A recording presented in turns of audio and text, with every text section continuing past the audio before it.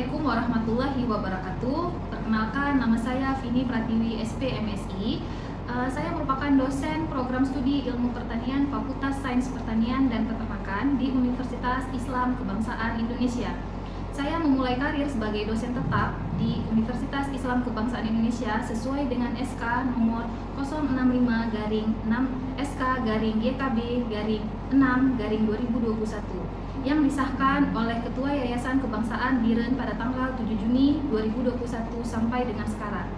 Video ini dibuat untuk melengkapi syarat pengajuan sertifikasi dosen tahun 2025, yaitu pernyataan diri dosen dalam unjuk kerja Tridharma Perguruan Tinggi PDD UKT-PT dalam bidang pengajaran.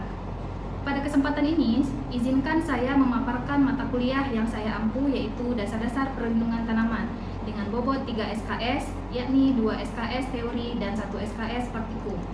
Adapun deskripsi singkat mata kuliah Dasar-Dasar Perlindungan Tanaman adalah mengajarkan mahasiswa pentingnya perlindungan tanaman, macam-macam organisme pengganggu tanaman, pengertian dan penggolongan hama, kemudian penyakit dan gulma, penyakit, hama, dan gulma penting pada tanaman pertanian, serta teknik pengendalian secara terpadu. Adapun capaian pembelajaran lulusan yang diharapkan adalah yang pertama, mahasiswa mampu bekerja sama dan memiliki kepekaan sosial serta kepedulian terhadap masyarakat dan lingkungan. Yang kedua, mahasiswa mampu menerapkan pemikiran logis, kritis, sistematis, dan inovatif dalam konteks pengembangan dan implementasi ilmu pengetahuan dan teknologi yang memperhatikan dan menerapkan nilai humaniora yang sesuai dengan bidang keahliannya.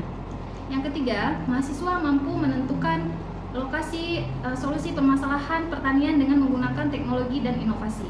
Yang keempat, mahasiswa mampu menganalisis hubungan antar pembelajaran penelitian pertanian. Selanjutnya, capaian pembelajaran mata kuliah yang diharapkan adalah yang pertama, mahasiswa mampu menyelesaikan permasalahan dalam lingkup pertanian, permasalahan organisme pengganggu tanaman, unsur dasar pengendalian hama terpadu, dan pengendalian organisme pengganggu tanaman. Yang kedua, mahasiswa mampu memahami pengaturan penggunaan lahan pertanaman dengan penguasaan pengetahuan, pemilihan pola tanam yang tepat, dan manajemen agroekosistem untuk meningkatkan produktivitas pertanian berkelanjutan. Yang ketiga, mahasiswa mampu memahami konsep kerusakan dan kerugian tanaman akibat serangan organisme pengganggu tanaman.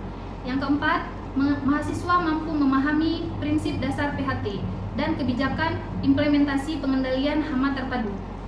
Kemudian pelaksanaan yang saya lakukan pada pertemuan kedua menjelaskan tentang arti penting perlindungan tanaman, jenis-jenis organisme pengganggu tanaman, dan gejala serangan masing-masing organisme pengganggu tanaman. Mata kuliah Dasar-Dasar Perlindungan Tanaman merupakan mata kuliah yang wajib dengan bobot 3 SKS yang berada pada semester ganjil dengan pertemuan sebanyak 16 kali, yang mana terdiri dari 14 kali perkuliahan, 1 kali ujian tengah semester, dan 1 kali ujian akhir semester. Adapun materi yang saya sampaikan adalah tentang yang pertama, tujuan dan peran perlindungan tanaman dalam menjaga hasil pertanian. Yang kedua, organisme pengganggu tanaman, yaitu hama, penyakit, dan gulma. Kemudian yang ketiga, penyebab dan mekanisme pengganggu tanaman. Selanjutnya, pengertian gangguan, kerusakan, dan kerugian, serta gejala yang muncul akibat serangan organisme pengganggu tanaman. Kemampuan yang diharapkan adalah mahasiswa dapat menganalisis kerugian yang ditimbulkan oleh organisme pengganggu tanaman. Yang kedua, mahasiswa dapat menguraikan pengelompokan organisme pengganggu tanaman beserta pengendaliannya. Yang ketiga, mahasiswa mampu menelaah gejala serangan OPT. Yang keempat, mahasiswa mampu menjelaskan permasalahan penyakit tumbuhan dan konsep pengendaliannya. Kemudian yang kelima, mahasiswa mampu menelaah bioekologi gulma dan konsep pengendaliannya. Selanjutnya, saya memanfaatkan berbagai metode pembelajaran inovatif seperti Project Based Learning atau PJBL dan Case Based Learning atau CBL, serta menggunakan media pembelajaran berbasis teknologi seperti LMS atau Learning Management System. Video pembelajaran dan presentasi interaktif tujuannya adalah agar mahasiswa lebih mudah memahami konsep serta mampu mengaitkan teori dengan praktik di dunia nyata. Selanjutnya, saya juga menerapkan DIA atau Delivery Interaction Assessment sebagai strategi untuk memastikan kegiatan belajar berjalan secara efektif, partisipatif, dan berorientasi pada capaian pembelajaran. Pada tahap delivery, saya menyampaikan materi secara sistematif dan interaktif dengan mengacu pada rencana pembelajaran semester atau RPS dan capaian pembelajaran mata kuliah atau CPMK. tahap interaction, saya mengembangkan melalui komunikasi dua arah yang aktif antara dosen dan mahasiswa. Interaksi ini saya lakukan melalui diskusi kelas, tanya jawab, kerja kelompok, dan bimbingan individu maupun kelompok untuk proyek atau tugas akhir. Pada tahap asesmen, saya menerapkan sistem penilaian yang mencakup penilaian formatif dan sumatif, serta menggunakan rubrik penilaian yang transparan dan objektif, di mana komponen penilaiannya sebagai berikut: 15% untuk kehadiran, 10% untuk keaktifan mahasiswa, 15% kuis, 20% tugas individu dan kelompok, 20% ujian tengah semester, dan 20% ujian akhir semester. Dengan penerapan strategi pembelajaran berbasis DIA atau Delivery Interaction Assessment secara konsisten dan kontekstual, saya yakin mahasiswa tidak hanya dapat memahami materi secara mendalam, tetapi juga mampu meningkatkan motivasi belajarnya secara mandiri, aktif, dan berkelanjutan. Pendekatan ini mendorong mahasiswa untuk siap menghadapi tantangan dunia kerja dan berkontribusi secara nyata dalam masyarakat. Berikut ini akan saya tampilkan video proses pembelajaran mata kuliah dasar-dasar perlindungan tanaman. Alhamdulillah, jadi hari ini kita lanjut materi dari sebelumnya ya. Sebelum kita mulai perkuliahan, ada baiknya kita berdoa dulu ya menurut kepercayaan kita masing-masing. Jadi berdoa dimulai. Tuhan ya. Jadi hari ini kita lanjut materinya mengenai dasar perlindungan tanaman, yaitu mengenai arti penting dan perlindungan tanaman, tujuan serta tujuan dari perlindungan tanaman ya. Jadi sebelumnya kita kan minggu kemarin kita sudah bahas ya sekilas tentang organisme pengganggu tumbuhan. Itu ada hama ya kan, penyakit, kemudian gulma. Oke, masih ingat ya. Selanjutnya di sini saya mau menjelaskan tentang kenapa sih kita penting mempelajari tentang perlindungan tanaman ya. Jadi sebenarnya kita sama-sama makhluk hidup gitu dengan yang namanya patogen, dan juga patogen nanti ada macam-macam lagi ya. Jadi dia ada dari jenis bakteri yang berbentuk batang-batang ini, itu namanya bakteri. Kemudian ada yang jamur yang di atas ya. Kemudian ada yang nematoda juga yang mengakibatkan tanaman menjadi bintil-bintil seperti itu. Itu pernah lihat nggak? Pernah ya? Kayak di kentang ya kan? Nah, jadi dia biasanya di umbi-umbian, dia menyerang akar. Nah, nanti akan saya jelaskan lebih dalam lagi ya. Oke, nah di sini untuk pengenalannya, kenapa kita penting mempelajari tentang perlindungan tanaman. Nah, di sini kita harus tahu dulu itu apa yang dinamakan dengan perlindungan tanaman. Ya. Jadi di sini perlindungan tanaman adalah kegiatan untuk mencegah terjadinya kerusakan pada tanaman akibat dari OPT itu sendiri. OPT tadi organisme pengganggu tanaman ya. Nah, jadi kita itu bukan membasmi tujuannya.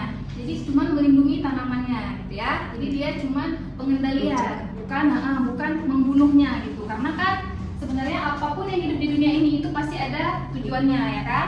Nah, jadi sekali lagi saya tekankan di sini untuk mencegah kerusakan. Karena kan kalau misalnya satu tanaman itu rusak ataupun terserang penyakit, otomatis kan kualitas dan kuantitasnya akan berkurang ya.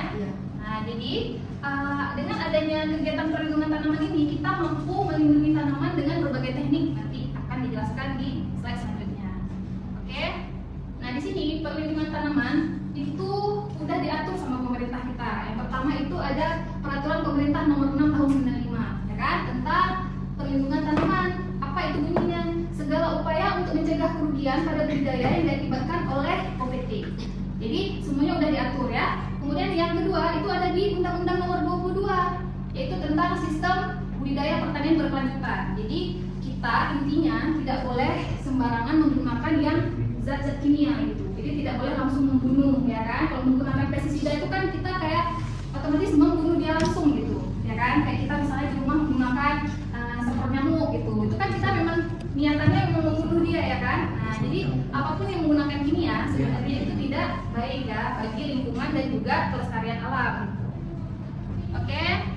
Nah, di sini slide selanjutnya itu ada tujuan dari perlindungan tanaman. Di sini apa sih tujuan dari perlindungan tanaman? Untuk mendapatkan keuntungan yang secara optimal. Jadi kan kita mau melakukan kegiatan budidaya itu kan kita mau untung kan, mau kita jual kan hasil panennya gitu kan. Nah, jadi tujuan dari perlindungan tanaman ini yang diharapkan itu kita mampu mendapatkan hasil yang banyak gitu. Jadi meminimalisir terjadinya penyakit ataupun diserang hama, ya kan?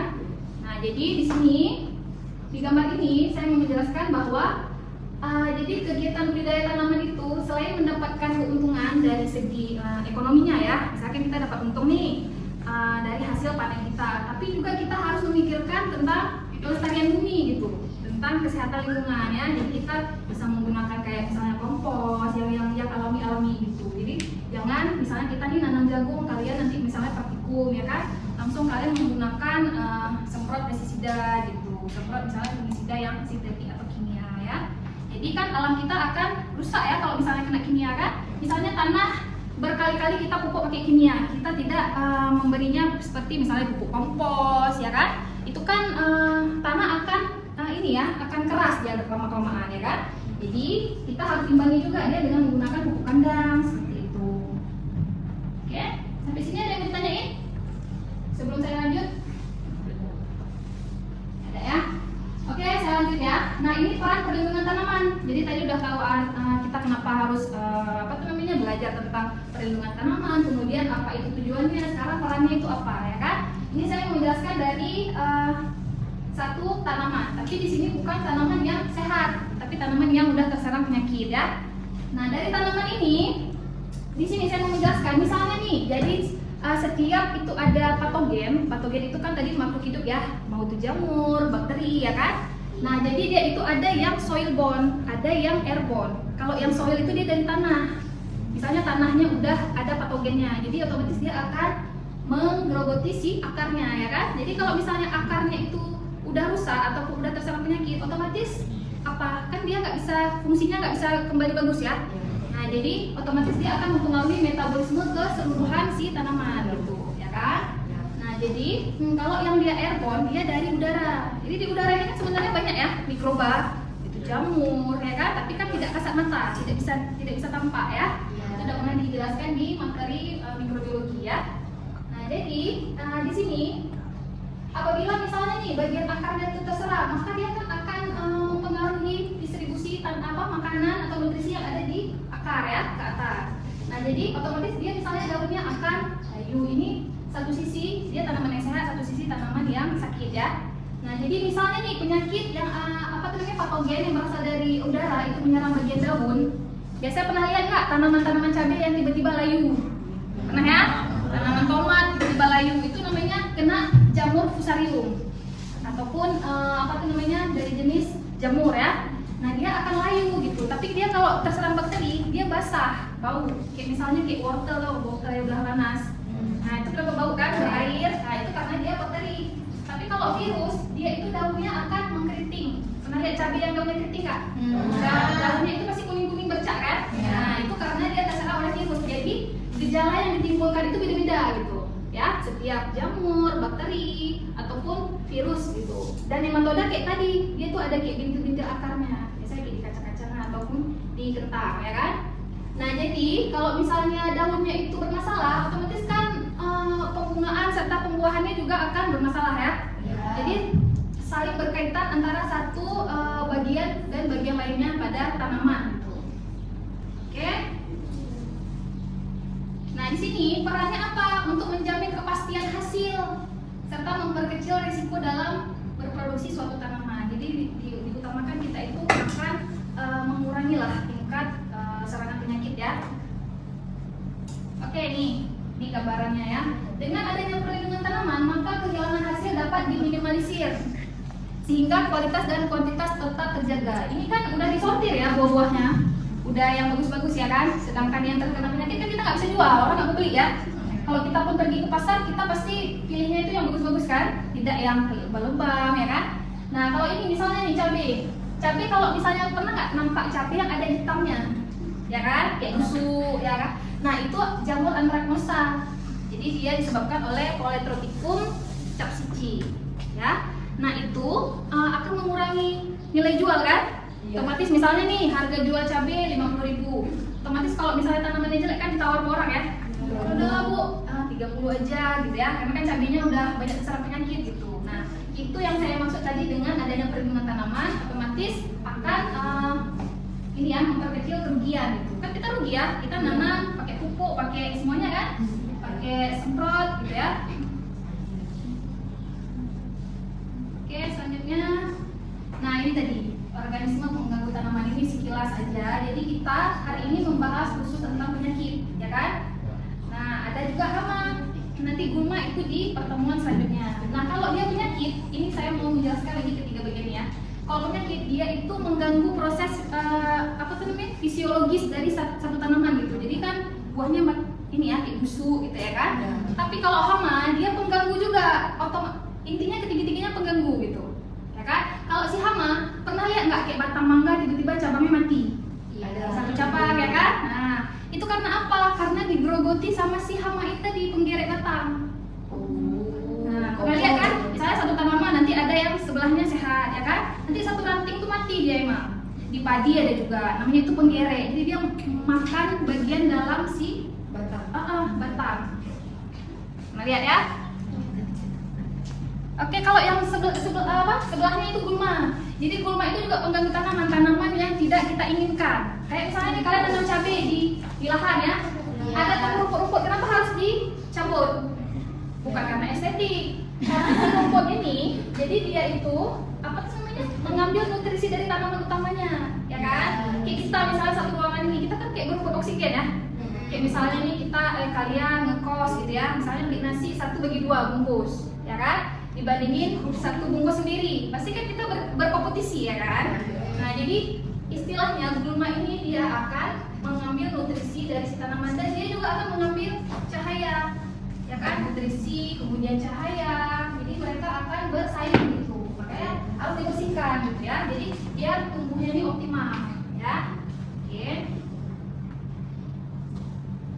Nah faktor penyebab adanya pengganggu tanaman itu ada faktor apa aja? Biotik dan abiotik.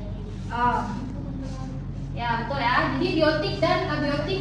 Kalau yang biotik, kata-kata bio tau kan? Bio itu kan yang hidup, ya kan? Yang hidup. Jadi sesuatu yang hidup itu mempengaruhi terjadinya penyakit tanaman gitu. Apa itu yang hidup? Kayak misalnya serangga, ya kan?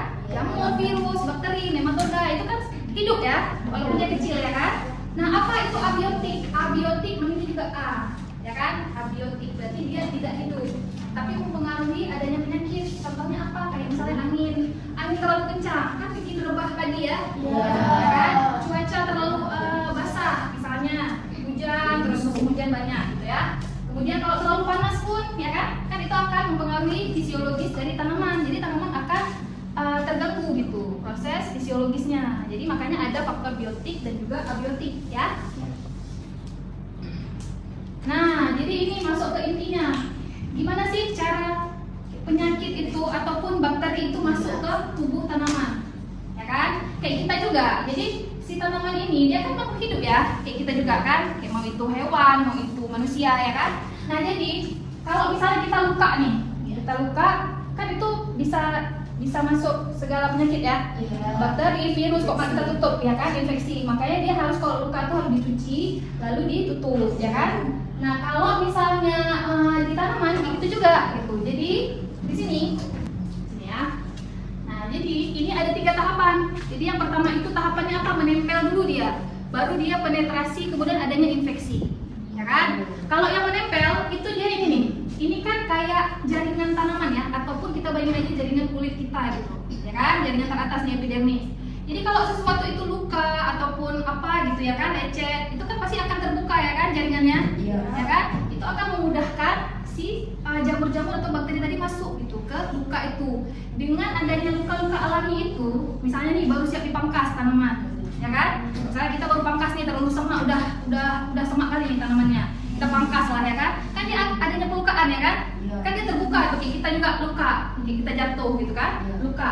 Nah itu seharusnya dia harus kayak diolesin sama misalnya nih jenis kayak fungisida alami, jangan pakai yang sintetis tadi, jangan pakai kimia ya kan. Bisa tuh dari ekstrak tanaman banyak, dari serai wangi bisa, dari kayak misalnya jeruk purut bisa gitu ya. Jadi kita pakai yang alami-alami aja dulu nih. Kita sebagai mahasiswa pertanian yang udah tahu ilmu pengetahuan gitu ya. Oke, yang kedua itu penetrasi. Setelah dia menempel, maka kan dia akan masuk ya ke sela-sela sel, ya kan? Jadi dia akan masuk nih sporanya tadi. Spora kan alat ininya ya, ada jamur gitu. Nah dia akan masuk, kemudian akan berkembang di dalam jaringan gitu juga. juga kayak pada manusia. Misalnya kita nih luka, habis itu kita masuk jamur, otomatis kita akan infeksi ya. Makanya dia kayak benana, berdarah ya kan. Nah itulah kalau di tanaman itu juga dia akan mulai terinfeksi ini yang terakhir, baru nanti dia menimbulkan gejala. Gejalanya kayak misalnya ada yang gejala itu yang tampak dari luar, kayak misalnya kita nih flu ya, maka kan bersin-bersin ya kan. Nah itu gejala gitu ya kan. Kalau pada tanaman itu juga misalnya ada yang membesar bagian batangnya, kemudian ada yang kayak nanti di slide selanjutnya akan saya jelaskan tentang gejala ya, biar lebih jelas lagi ya. Nah di sini baru masuk gejalanya. Jadi kan tadi dia udah menempel masuk kemudian infeksi ya kan. Pernah lihat nggak daun yang kayak gini? Sering. Nah jadi kalian harus bisa membedakan kalau daun yang layu kuning karena layu karena kurang air, juga ada layu karena penyakit. Jadi kalau layu kena air, istilahnya kan semuanya ini kering ya kan? Kayak kita misalnya nih daerah dia musim kering gitu. Jadi kalau otomatis semuanya kuning kan?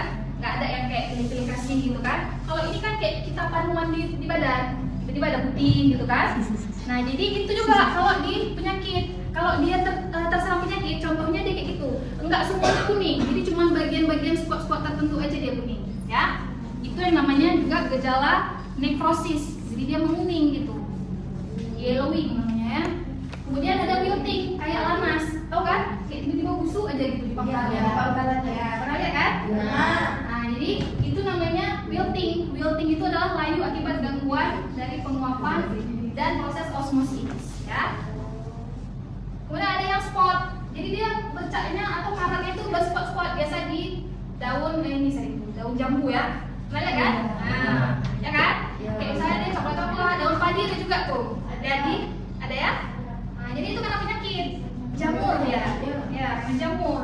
Kalau jamur dia ingat aja dia kering gejalanya, tapi kalau bakteri dia basah bau, ya. Jadi bisa kita beda ini, misalnya kita turun ke lapangan, kita lihat, oh ya ini kan jamur nih, gitu. Jadi kan nanti kan kalian mana tahu jadi apa tuh namanya, jadi penyuluh pertanian ya kan. Jadi kalian harus udah memahami ya, udah menguasai itu. Nah ada yang blight ini bercak busuk pada bagian daun yang bentuknya lebih besar dari spot. Spot tadi dia kecil-kecil, ya kan? Kecil-kecil. Nah kalau dia si blight ini dia lebih besar itunya. Nanti ada yang disebabkan sama jamur, ada yang disebabkan sama bakteri juga, ya kan? Yang dominan itu. Kemudian ini ada dumping off namanya, dia mati sebelum dia tumbuh. Jadi pas masih di persemaian dia udah mati rebah, kan? Ya, itu kan ada jamur juga. Jadi dia menyerang akar, ya? Ya kan? Udah berbuah tapi busuk di batang. Itu karena dia apa tuh namanya, menyerang si akarnya tadi. Makanya kan dari satu tanaman itu kayak kita lah, kita kan harus sehat semua ya, jantung, mata, organ kita, paru-paru ya kan, untuk mendukung tubuh kita yang sehat gitu. Nah gitu juga di tanaman ya. Selanjutnya ada hipoplasia. Hipoplasia apa? Terhambatnya atau terhentinya pertumbuhan. Jadi dia kayak mengecil, tau kan? Kayak di cabai itu kan biasa dia ada yang kayak udah dia mengkeriting, habis itu dia mengkerdil, kecil daunnya. Pertama kan daun cabai besar kan? Ya. Terus nanti kalau udah panen ketiga, keempat, kelima, ke-10 itu nanti daunnya udah mulai mengkeriting dan mengecil. Nah itu kan itu namanya gejala hipoplasia. Klorosis, nah dia kuningnya itu kayak apa ya namanya ya? Bentuknya tidak beraturan, kayak bercak tadi, ya. Selanjutnya ada hiperplasia. Kalau tadi hipo ini ada hiper. Kalau hiper itu kan kayak anak-anak yang hiperaktif, berarti kan yang terlalu berlebihan ya, hiper ya kan. Kalau ini gejalanya terjadi pertumbuhan yang lebih cepat, jadi dia lebih cepat, lebih banyak kayak ini misalnya nih. Dia normalnya seperti ini daun, tapi karena dia terserang penyakit, maka dia akan kayak banyak gitu tumbuhannya. Daunnya itu apa tuh namanya, pertumbuhannya tidak normal ya, jadi banyak dia gitu. Nah itu juga disebabkan oleh penyakit, namanya itu penyakit witch's broom atau sapu. Jadi kan dia kayak berbentuk sapu ya kan, karena dia banyak ya. Nah ada juga apa itu penyakit sapu itu, pertumbuhan tunas ketiaknya banyak, jadi sehingga daunnya yang tumbuh juga banyak. Oke. Nah ada tumor, jadi bukan di manusia aja ada tumor, di tumbuhan juga ada tumor. Apa itu tumor? Kayak pembengkakan batang, ya. Kalau kita kan di manusia gitu juga ya, kayak tumor di perut, tiba-tiba perutnya membesar ya kan, bukan karena hamil tapi karena penyakit. Ya, jadi di sini kita hanya pengenalan gejala ya. Nanti untuk lebih lanjutnya akan kita bahas di minggu depan.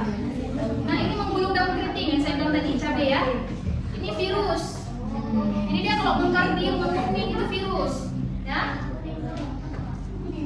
ya kan? Mengecil dia. Nah ini bintil di daun. Biasa di daun teh bisa juga tuh. Ya, di Jamaica ya kan seringnya. Jadi dia ini karena kalau kita misalnya ambil bagian bintilnya itu sedikit, kita misalnya potong di lab ya. Jadi kita bawa ke lab, kita potong sedikit, kita lihat di bawah mikroskop, itu akan nampak kayak cacing-cacing halus, namanya nematoda. Nah, jadi beda-beda dia. Iya. Jadi kalau ini apa tuh namanya? Dia kayak nematoda itu cacing kecil. Jadi dia apa gejalanya? Ya, seperti itu bintil-bintil. Di dalam bintil itulah dia tumbuh. Dia emang nggak nampak kasat mata cacingnya itu, tapi dia memang berbentuk seperti cacing. Sering ditekan. Hah? Ditekan? Berair kan? Nah, itu sebenarnya ada cacingnya. Nah dia juga biasa tumbuh nematoda ini di itu. Di kecoa. Kan kecoa kok kita misalnya bunuh, ada airnya kan? Nah itu biasa banyak mengandung nematoda. Jadi dia kayak numpang hidup gitu ya, berparasit. Nah, maksudnya lewat fotosintesis atau dibawakan gitu? Enggak, dia dari akar. Itu dari akar ya? Dari tanah dia. Nematoda itu. Iya. Jadi itu kayak gejalanya ya. Jadi dia nanti itulah kalau apa tuh namanya, kita lihatnya emangnya kecil ya, tapi dampaknya itu besar gitu. Makanya kita jangan sepele sama mikroba. Jadi dia bisa kayak kita zaman dulu COVID ya kan? Itu kan cuma karena virus ya. Bisa bikin semua manusia itu takut karena virus itu ya kan? Padahal dia tidak nampak. Nah itu juga kalau di tanaman. Oke, sampai sini ada yang mau ditanyain? Oke. Tadi kan ada yang menjelaskan tentang contoh-contoh penyakit pada tanaman. Jadi bagaimana pengendalian pada tanaman tersebut? Oh ya, jadi kan tadi saya sudah menjelaskan tentang beberapa jenis tanaman ya. Ada itu kayak tadi klorosis kuning, ada yang keriting gulung ya. Jadi gimana sih cara kita penanganannya ya kan? Nah jadi dia masing-masing si mikroba tadi itu ada teknik pengendaliannya gitu. Bisa dia dari cara apa tuh namanya, kayak kita bercocok tanam ya kan, kita atur jaraknya jangan terlalu dekat. Ya, misalnya nih cabai yang tadi, misalnya dia kan ada jarak tanam yang optimal ya, yang apa tuh namanya sesuai sama anjurannya gitu. Jangan juga terlalu rapat, karena kok terlalu rapat kan dia pasti nanti terkena air hujan. Misalnya nih saya kasih simulasi ya, misalnya ada air hujan netes ke tanah, terus kan tanahnya akan naik ke atas ya. Jadi si jamur-jamur yang ada di bawah itu akan naik ke tanaman gitu. Nah itu akan mengakibatkan apa tuh namanya, terserap penyakit ya kan. Makanya jarak tanamnya itu kalau nanam tuh harus diatur. Kemudian bisa juga dengan fisik, secara fisik itu apa? Misalnya kita kayak tanaman yang terlalu rimbun bisa kita lebih rapikan, tapi harus kita kasih treatment dia setelah kita pangkas ya kan. Kemudian ada dengan cara ya biologi, kita bisa menggunakan juga nih kayak kita manusia, kenapa kita harus minum antibiotik? Antibiotik itu kan ini ya sejenis kayak apa tuh namanya, mikroba gitu juga, tapi udah dibuat seperti obat gitu ya. Nah jadi dia untuk antibodinya gitu. Jadi kalau di tanaman ada juga, dia biasanya ada mycorrhiza dan juga trichoderma dari jenis jamur. Jadi jamur melawan jamur, ya kan? Ada secara kalau misalnya semua teknik pengendalian udah kita lakukan tapi tidak menurunkan intensitas penyakit, ya itu harus kita lakukan pengendalian secara kimia. Baru cara akhirnya baru menggunakan kimia, ya. Itu udah alternatif terakhir. Kayak kita misalnya sakit, kita minum dulu air hangat, minum dulu misalnya kayak air rebus jahe apa gitu ya. Kemudian baru kita minum obat gitu. Jangan langsung kita minum obat terus, kan nggak bagus ya. Jadi tubuh kita ini lebih resisten, lebih kayak apa tuh namanya, tahan terhadap obat itu. Kalau di tanaman gitu juga, kalau cepat-cepat kita kasih dia semprot pestisida kimia ya, dia udah nggak tahan lagi gitu. Jadi dia lebih apa tuh namanya, resisten ya. Yang lain ada yang ditanyain? Materi hari ini cukup sampai sini. Nanti minggu depan mungkin kita akan kupas lebih dalam tentang teknik pengendaliannya ya. Bisa. Jadi minggu depan saya mau kasih tugas ke kalian, apa tuh namanya, masing-masing buat 5 jenis penyakit. Itu mau dari jamur, bakteri, ya kan, virus dan nematoda. Jadi nanti dikumpulkan di pertemuan minggu depan ya. Oke, diingat ya tugasnya ya. Sekian kuliah kita hari ini. Apa tuh namanya? Apabila nanti ada yang mau diskusi atau apa, boleh setelah keluar kelas ya. Oke, saya akhiri. Wabillahi taufiq wal hidayah. Assalamualaikum warahmatullahi wabarakatuh.